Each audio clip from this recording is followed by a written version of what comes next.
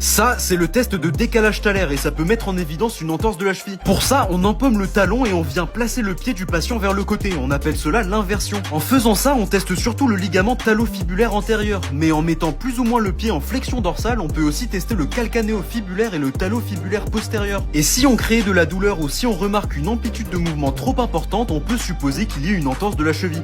Le talofibulaire antérieur, c'est une bandelette fibreuse qui passe de la face antérieure de la malléole latérale de la fibula, la grosse boule que tu peux palper sur le côté de ton pied, jusqu'au bord antérieur de la face articulaire latérale du talus.